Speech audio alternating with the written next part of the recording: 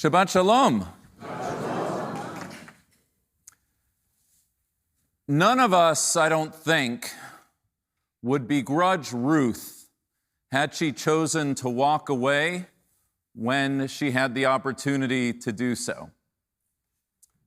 Moabite by birth, Ruth's short-lived marriage to the Israelite son of Naomi would end with the tragic passing of her young husband.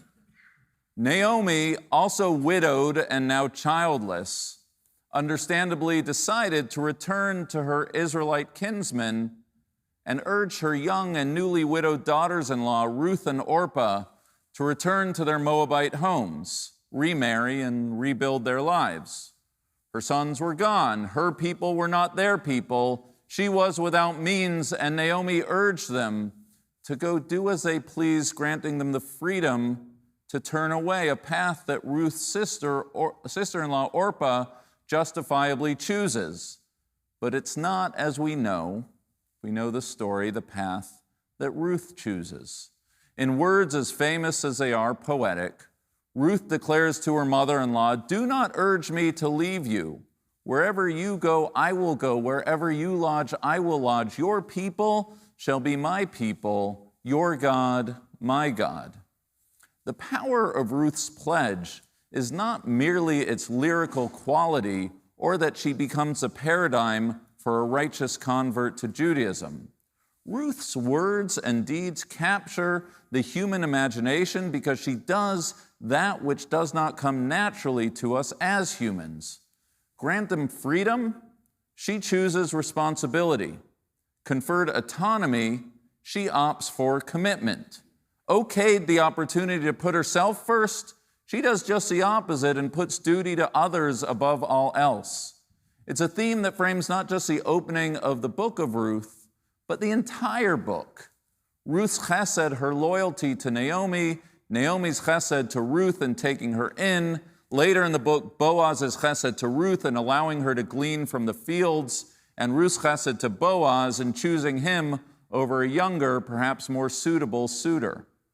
Far more than a quaint pastoral idyll or an inspiring tale of a Gentile woman entering the covenant of the Jewish people, the story of Ruth stands as a powerful commentary on the human condition, the story of a person or people forging community by elevating concerns for each other over their own, the quiet heroism of folk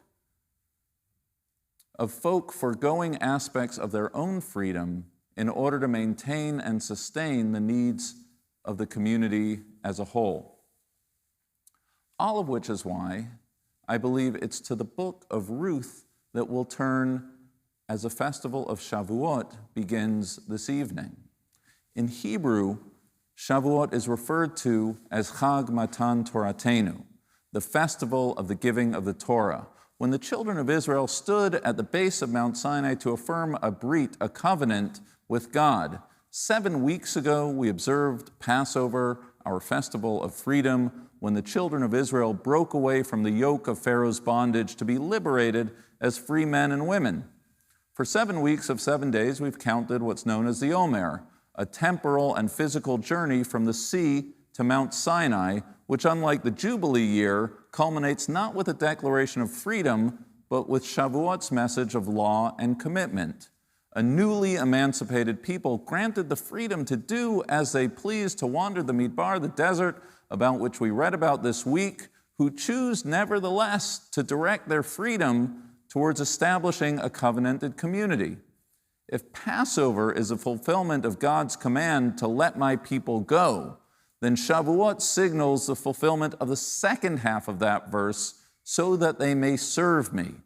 Liberty in service of law, personal autonomy directed to communal commitment, self-determination going hand in hand with a sense of duty and obligation. Why do we read Ruth on Shavuot?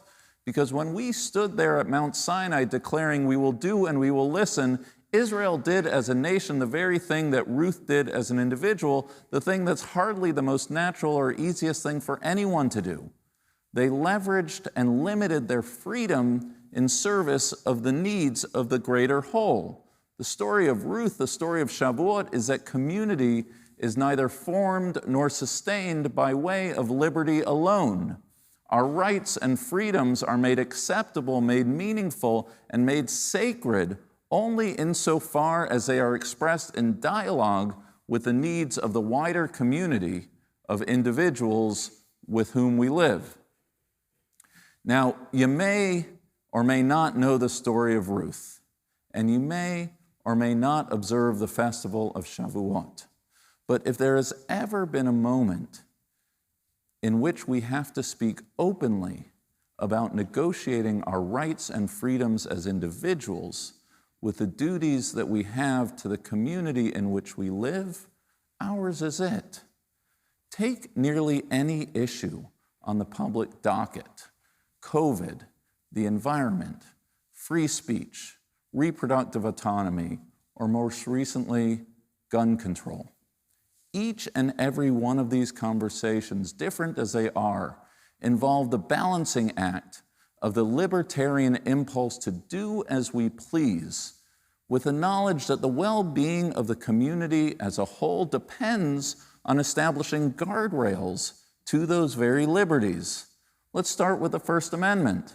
Most all of us would identify free speech as a fundamental right, and yet we would all concede that that right doesn't grant us permission to shout fire in a crowded theater.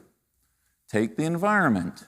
We in this room may differ on certain aspects of our global climate crisis, but we can all agree, I hope, that our own behaviors make us contributors to the condition of the world in which we live.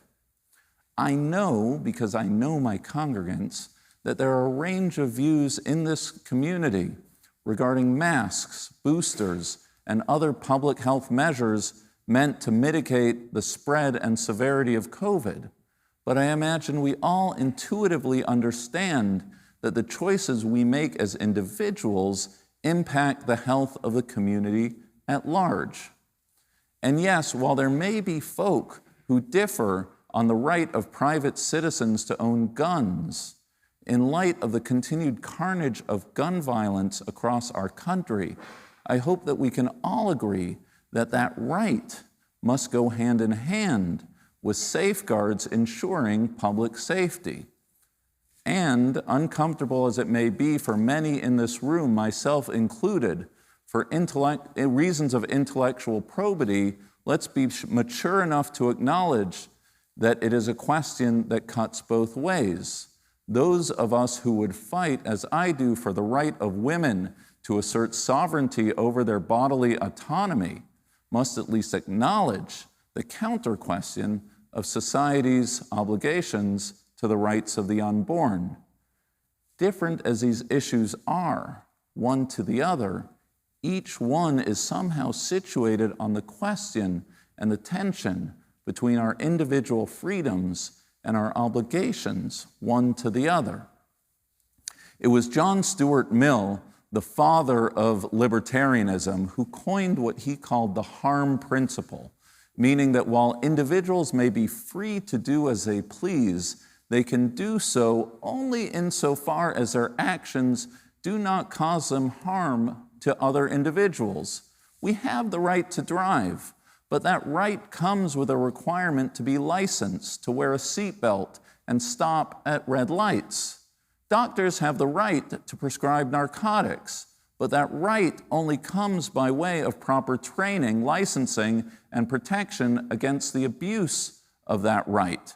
I could go on, but the point is one and the same. As individuals, of course, we may all have sorts of rights and freedoms, but as a community of imperfect humans, as a people and as a nation, we coexist only because those freedoms are governed by agreed upon statutes and laws. As either Madison or Hamilton wrote in the gendered language of Federalist 51, what is government itself but the greatest reflection of all of human nature? If men were angels, no government would be necessary. If angels were to govern men, neither external nor internal controls on government would be necessary. In framing a government which is to be administered by men over men, The great difficulty lies in this: you must first enable the government to control the governed, and in the next place, oblige it to control itself. In other words, it's not either or. There are freedoms well worth establishing and defending, just as there are protections, limitations, and guardrails, sometimes self-imposed and sometimes imposed by others, worthy of the same defense. It is this negotiation between our individual rights and our shared obligations, one to the other, that's a central tension not just of our time, but not just in the foundational documents of Western culture from the Magna Carta to the Bill of Rights, but at the very heart of the Jewish tradition we call our own. From the very beginning, from the Garden of Eden itself, God is introduced to Adam and Eve with a freedom stated and then delimited. Of every tree of the garden you should eat, except for one, freedom with a limitation on that freedom. If you want to build a home, God bless. Just build a parapet around the roof to make it safe. If you want to own an ox, you should be well, but take precautions that that ox is not a goring ox that puts other individuals at risk. If you want to plant a farm, a field, or an orchard, by all means, just be sure to designate a percentage of that harvest to the poor. And while these obligations may seem to be limitations on human freedom, most of the time, if not all of the time, these limitations are in truth expressions of our freedom. At risk of stating the obvious or restating the fourth commandment that a slave cannot take a Sabbath. Only a free person can abstain from labor, a limitation that is in truth an expression of freedom. To eat anything that is set before us isn't freedom. To exercise discretion in the decisions of what we do and do not consume is to freely assert our humanity to the world. It's not the only way to understand the underpinnings of Jewish law, why we keep Shabbat, kashrut, and otherwise, but I find it to be a rather compelling one. As Jews, self-expression and self-restraint, freedom and obligation, rights and duties aren't opposites. They're interdependent. They're two sides of the same coin. We fight for our freedoms and the limitations to those freedoms, knowing that both fights are necessary to keep society functioning and life worth living. In this moment of time, when the country is searching for the vocabulary to heal a society polarized on the question of rights versus obligations, it should occur to us in this room that our tradition, Judaism, has been negotiating this tension fruitfully, I would add, since its very beginning. I'm reminded of the wisdom of the great sage of our tradition, Rabbi Shimon Bar Yochai, who tells a parable of a group of people in a boat sailing when one of them begins to drill a hole beneath his seat. "Why are you doing that?" a fellow passenger asks. "Do not concern yourself," the man replies. "I'm only drilling under my seat." "Maybe so," the fellow passenger responds, "but when the waters enter, we're all going to drown." Ours is a dark hour. Our nation is in pain. Countless lives have been lost. Families have been devastated. Communities have been upended. And it's just a matter of time until more pain is inflicted. Like Ruth returning in grief following loss, we arrive in synagogue seeking solace and comfort, wondering whether our tradition speaks with relevance and urgency to the issues of the day. It's a question to which we answer with an unequivocal yes. Ours is a tradition demanding that private desire yield to public good. Ours is a tradition that knows that for civil society to be upheld, we must grant that society makes claims upon us. Ours is a tradition that believes that expressions of obligations to other individuals and the community at large are not infringements on our freedom, but actually the greatest expressions of our freedom. Not just at Shavuot, but year-round, our tradition urges us to leverage our freedoms towards building a society in which we freely accept our obligations one to another. Liberty without limits is not freedom. that can or should be preserved. If we keep punching holes beneath our seats, this ship will sink. Like the hero of our season, Ruth, may our pledges to ourselves and each other reflect the very best of our tradition, a nation of we the people for the people, in which your people shall be my people, ever striving to form a more perfect union, one act of chesed at a time. Shabbat shalom.